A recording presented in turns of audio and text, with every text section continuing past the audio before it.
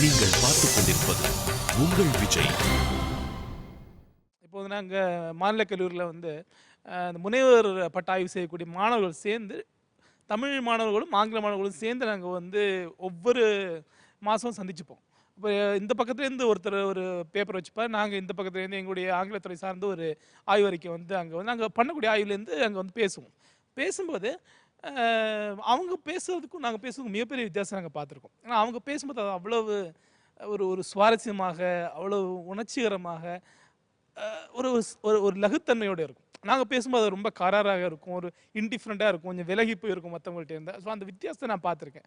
அப்ப நான் அடிக்கடி வந்து இந்த விஷயத்த பத்தி யோசிச்சிருக்கேன். என்னுடைய தனிப்பட்ட முறையில வந்து நான் வந்து இந்த தமிழாசிரியர்கள் வந்து இன்னும் சுவாரஸ்யமானவங்களாக, இன்னும் அதிகமாக ஒரு ஒரு ஒரு வசீகரத்தன்மை கொண்டவங்களா நான் அவங்கள பார்த்துருக்கேன். ஆங்கில ஆசிரியர்களை விட. அது வந்து 2 பேருடைய ஒரு திறமை பொறுத்த விஷயம் கிடையாது. தன்மையோ, திறமையோ கிடையாது. அதோடைய இந்த மொழியுடைய தன்மை அப்படி. நீங்க நீங்க அந்த மொழியுடைய பண்பாடே அப்படித்தான் ஒரு விஷயம் தான். அது இயல்பிலேயே ஒரு கதை சொல்லக்கூடிய, நாடகீயமான, ரொம்ப உணர்ச்சிகரமான ஒரு மொழி நம்முடைய மொழி. அதனால அந்த ஆசிரியர்கள் அப்படித்தான் இருக்க முடியும். அதனால அந்த அந்த வகுப்புக்குள்ளாடியும் வந்து அது அந்த அந்த வகுப்புகள் தமிழ் வகுப்புகள் வந்து இன்னும் ஒரு ஒரு ஈர்க்கக்கூடிய வகுப்புகளா இருக்கு. என்னுடைய ஒரு தனிப்பட்ட அனுபவத்துல, நான் படிக்க ஆரம்பிச்சதுலேருந்து, பள்ளியிலிருந்து எம்.ஏ முடிக்கிறது வரை, நான் தமிழாசிரியர்கள் வந்து எனக்கு பெரிய ஒரு ஆர்வத்தை ஏற்படுத்தியிருக்காங்க. தமிழாசிரியர்கள் வகுப்புல உட்கார்றது எனக்கு ரொம்ப பிடிச்சிருக்கு. ஆங்கில ஆசிரியர்களை விட. ஆங்கில ஆசிரியர்கள்ல கூட வந்து ரொம்ப சுவாரஸ்யமான ஆசிரியர்கள் இருக்காங்க.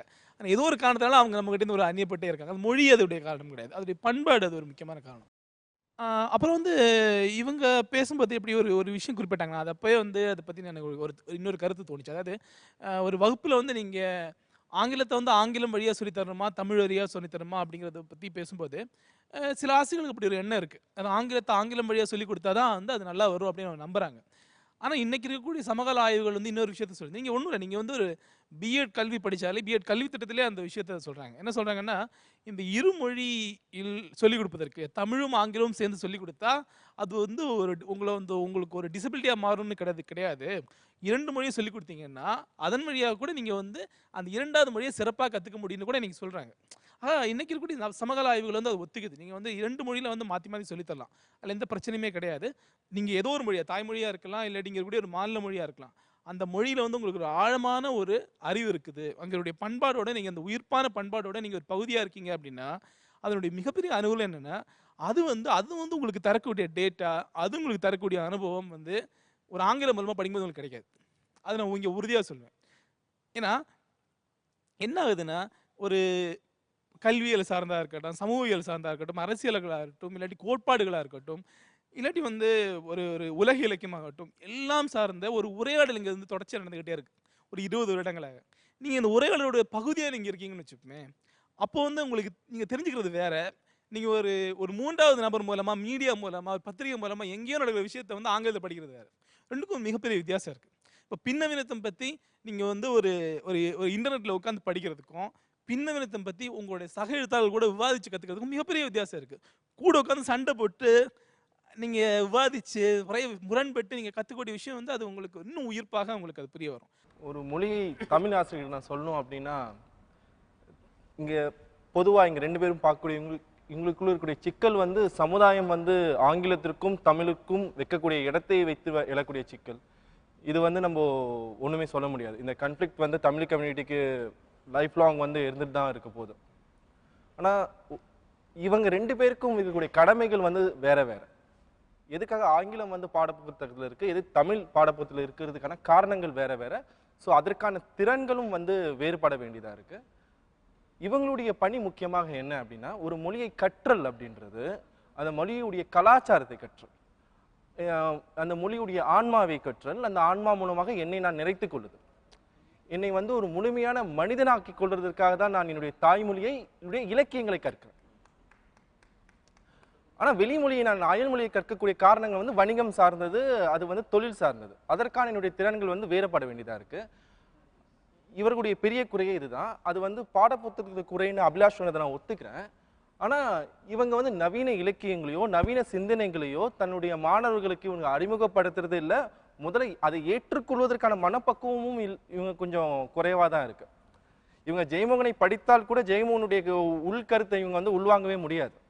அப்படிப்பட்ட நிலையில தான் இவங்க இருக்காங்க.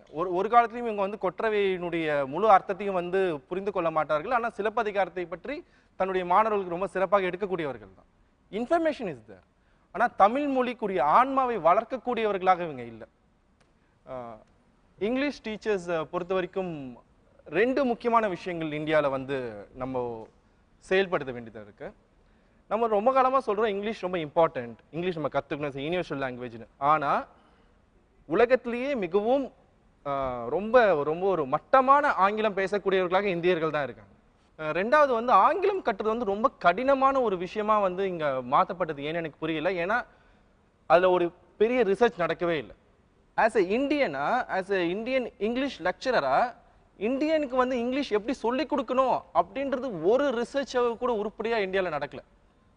If India is going to be English nation, நம்மளுடைய லாங்குவேஜுடைய வேர்கள்லேருந்து அது உருவாகணும். நம்மளுடைய வேர்கள், நம்மளுடைய லேண்ட்லேருந்து அந்த இங்கிலீஷ் உருவாகணுமே தவிர we can't import it always. அப்படி நம்ம இம்போர்ட் பண்ணிட்டே இருந்தால் நம்ம சதா சர்வகாலமும் நம்ம வந்து இங்கிலீஷ் மீனுக்கு டிபெண்டாக தான் இருக்க போகிறோம். இங்கே why not English can be Indian language? Why it always should be a foreign language?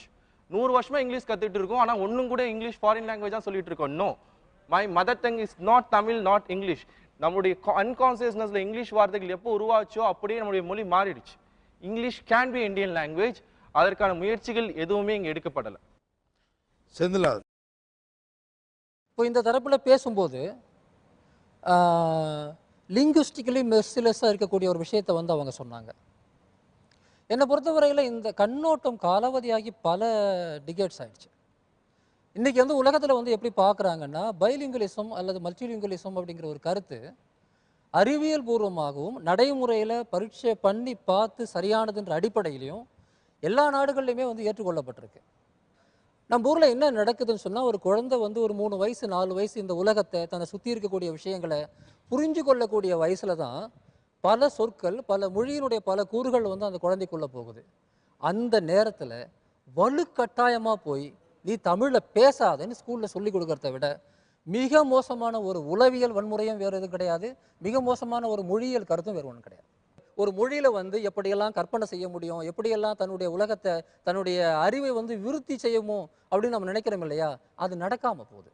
அதனால் என்ன ஆகுதுன்னா, மொழிங்கிறது வந்து ஒரு இன்னேட் நேச்சர்னு சொல்லுவாங்க, நம்முடைய இயல்பான ஒரு விஷயமாக இல்லாமல் போய் வெறும் சப்ஜெக்டாக மாறுது. அதை ஆங்கிலமாக இருந்தாலும் சரி, தமிழாக இருந்தாலும் சரி, இன்றைக்கி அதை வந்து ஒரு முழுமையான வளர்ச்சி குழந்தைக்கு கொடுக்காத போது இவங்க என்ன செய்கிறாங்கன்னா, மொழியை வந்து முதல்ல சப்ஜெக்டாக மாற்றுறாங்க. 2வது வந்து அந்த மொழி சம்மந்தப்பட்ட மதிப்பீடை உருவாக்கி இயல்பான ஒரு வளர்ச்சியை தடுத்து நிறுத்தி அந்த குழந்தையினுடைய அந்த காக்னிட்டிவ் ஸ்கில்ஸை வந்து முதல்ல உடைச்சிடுறாங்க. இப்போ நீங்கள் வந்து ஒரு ஃபின்லாண்ட்லேயோ அல்லது ஸ்வீடன்லேயோ அல்லது அதாவது நீங்கள் கிழக்கு ஐரோப்பிய நாடுகள்லையோ நிறைய பேர் வளர்ந்த சூழலில் மிக அருமையாக ஆங்கிலம் பேசுகிறாங்க.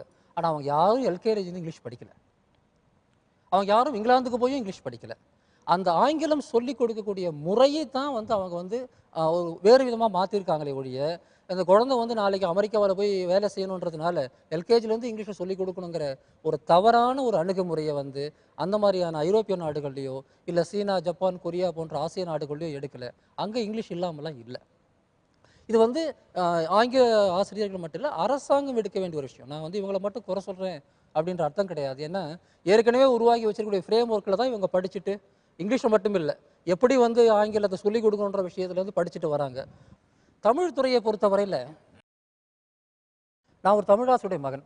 வெளியே வந்து மொழிக்கு முக்கியத்துவம், அதாவது தமிழ் மொழிக்கு வந்து ஒரு வணிக முக்கியத்துவமோ பொருளாதார முக்கியத்துவமோ அரசியல் அதிகாரமோ இல்லாத சமயத்தில் இந்த மொழிக்கு வந்து கூடுதல் முக்கியத்துவத்தை வந்து அரசாங்கம் கொடுக்காத ஒரு சூழலில் இயல்பாகவே இது ரொம்ப சிக்கல் தான். நல்லா ஒரு காலத்தில் நன்றாக படிக்கக்கூடிய மாணவன் எடுக்கக்கூடிய முதல் தேர்வாக தமிழ் இருந்தது. 60-70 வருஷத்துக்கு முன்னாடி ஒரு ஸ்கூலில் ஒரு ஸ்டூடெண்ட் நல்லா படிக்கிறான்னா அவன் முதல்ல தேர்ந்தெடுக்கக்கூடிய படிப்பாக என்ன இருக்குன்னா தமிழ் தான் இருக்கும். அவன் வந்து ஏதாவது ஒரு வித்வான் படிப்போ அல்லது வந்து அண்ணாமலை பல்கலைக்கழகம் போன்ற இடங்களில் அந்த மாதிரியான படிப்புக்கு வந்து போவாங்க. இன்றைக்கி என்னென்னா, ஒரு வகுப்பில் மிக குறைவாக மதிப்பெண் எடுக்கக்கூடிய துறையாக வந்து தமிழ் மாறியிருக்கு. இது வெறுமனே அறிவு சம்பந்தப்பட்ட பிரச்சனை மட்டும் இல்லை, அந்த ஒரு வித்தியாசம் இருக்குது. இதை உடைப்பதற்கு வந்து எல்லாரும் சேர்ந்து தான் முயற்சி எடுக்க முடியுமே ஒழிய தமிழாசிரியர்கள் மட்டும் அது செய்திட முடியும்னு சொல்லிட்டு எனக்கு தோணலை. ஆனால் ஒரு விஷயத்தை நீங்கள் யோசிக்கணும், உங்கள் ப்ரொஃபஷனுடைய தேவைக்காவது நவீன இலக்கியத்தை, நவீன தமிழை நீங்கள் நிறைய வந்து படிக்க வேண்டியிருக்கு. தமிழை சொல்லிக் கொடுக்கக்கூடிய முறையில் வந்து மாற்றம் வேணும். கலாச்சாரத்தை சொல்லிக் கொடுக்கணும் தான், ஆனால் அந்த கலாச்சாரத்தை காப்பாற்ற வேண்டிய பொறுப்பு என்னவோ நமக்கு தான் இருக்குன்னு சொல்லிட்டு எல்லா சமயம் தமிழாசிரியர்கள் போட்டுக்க வேண்டிய அவசியம் கிடையாது. அது ஒரு பெரிய சிக்கல்.